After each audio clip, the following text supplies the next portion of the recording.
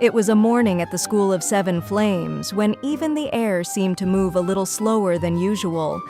Golden wisps of light drifted above the towers, a soft glow flickered in the windows, and from the library drifted the scent of old paper, warm wood, and dried herbs.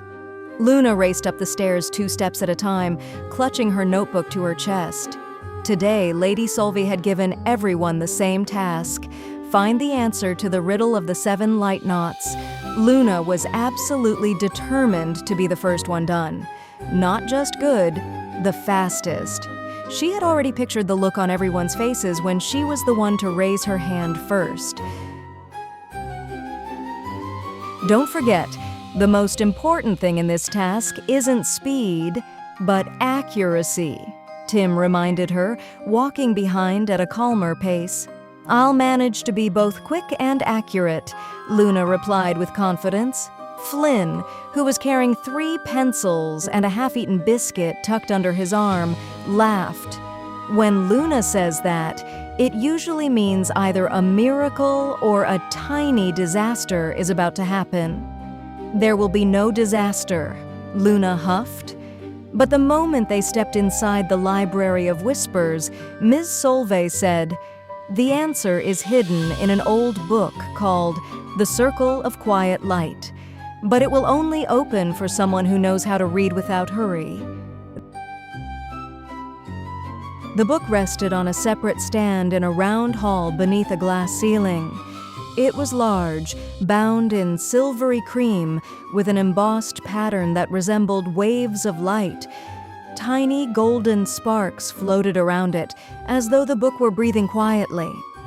"I'm first," Luna said quickly, stepping closer. Mistress Solvay did not stop her, but said softly, "Remember, some answers cannot be seized. You must wait for them." Luna nodded, though she was already barely listening. She opened the book so hastily that the pages nearly rustled in offense. On the first page, a line of bright letters flared to life, and then drifted away like mist on water. "Oh," Luna said quietly, and quickly turned the page. On the second page, the words curled into a spiral. On the third, they scattered into tiny glowing dots. On the fourth, the book suddenly snapped shut on its own. Flynn snorted, but this time not mockingly, rather with surprise. "It seems she truly doesn't like being rushed." "I just haven't figured out how she works yet," said Luna, and immediately opened the book again. But now the letters began fleeing from her across the page, like golden fish. Tim leaned in closer. "Maybe try going slower." "I don't have time to read slowly." The words burst out of Luna, and the book snapped shut once more. The hall grew quieter. Somewhere high beneath the glass ceiling, little motes of light drifted lazily in circles. Luna felt something tighten in her chest. She had wanted to be first, and instead, she couldn't even read the opening paragraph. "Can I try?" Tim asked carefully. Luna was about to say no, but Mrs. Solvay gave a small nod. Tim walked up to the lectern slowly, as though greeting the book. He touched the cover gently, opened it, and for a few seconds simply looked at the page. The letters didn't vanish. They glowed, steady and calm. Luna felt a sharp prick of envy. Why could he do it, and she couldn't? "Light that is rushed to be caught grows dim.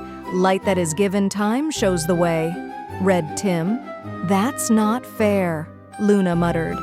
"I can go slowly, too." She nearly snatched the book back and quickly fixed her eyes on the page. At first, the letters seemed to stay in place, but a moment later they began to melt away again. The book swayed, as though it had sighed, and suddenly a thin ribbon of light slipped out from between its pages. It swept around the music stand, glided between the shelves, and vanished into a distant passage of the library. "Oh no, we've gone and lost the clue as well," groaned Flynn. Madame Solvay said only, "Then you'll have to find it the way the book requires." The ribbon of light led the children between tall shelves of books, where silver titles shimmered on their spines. The Whispering Library was not simply a room full of shelves. It shifted and changed depending on the mood of whoever wandered within it. When Luna walked quickly and crossly, the aisles grew narrower and the steps grew steeper. "I think it's muddling us on purpose," Luna said, frowning. "I think it can tell you're still in a hurry," Tim replied softly. Luna wanted to argue, but she noticed that the ribbon of light ahead had grown dimmer, as if the library itself was saying, "Don't rush. Listen." They made their way to a small, round table by the window, where a bookmark shaped like a seven-pointed star lay waiting. Beside it hovered a lost ribbon of light. "That must be a clue," said Flynn, already reaching for the bookmark. But Luna stopped him. "No. Wait a moment." For the first time all morning, she didn't rush ahead. Luna sat down in the chair, placed her hands on her knees, and breathed in slowly, once, twice, 3 times. Outside the window, the tops of the silver trees swayed in a gentle rhythm. The little lights drifting through the air moved so quietly, as if they were in no hurry to be anywhere at all. Luna carefully picked up the bookmark. Words shimmered into view across its surface. "Those who slow down will hear what cannot be heard in rushing."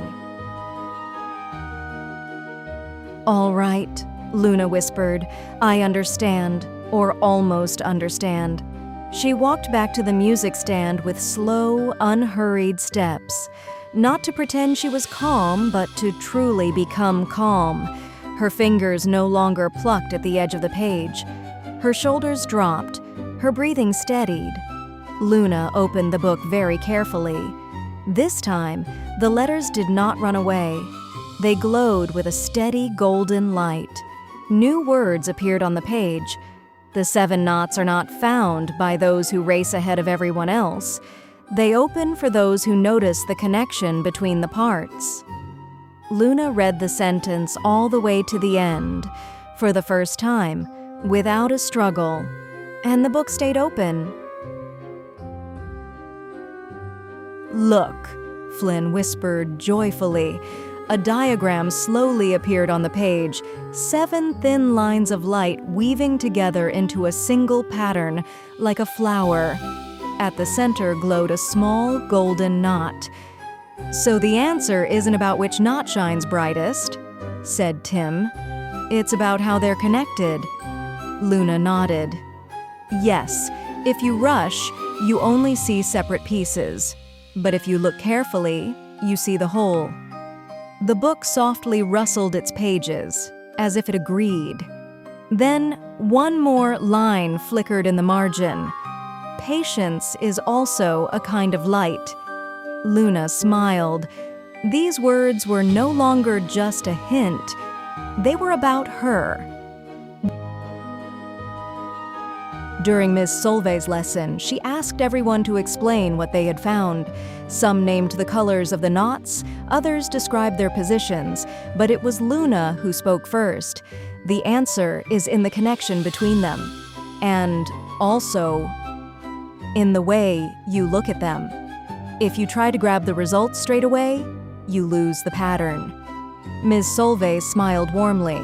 Exactly. Some things reveal themselves not to the fastest, but to the most attentive.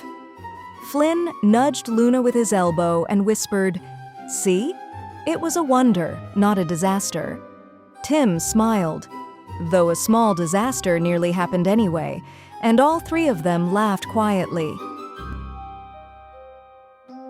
That evening, Luna came back to the library on her own, not because she had to, but because she wanted to see the book one more time. She walked up to the reading stand without any rush and gently touched the cover. The book opened by itself, as if it had recognized her. On a blank page, a short golden inscription appeared. "Now you read not with your eyes, but with your heart." Luna smiled and slowly ran her finger along the edge of the page.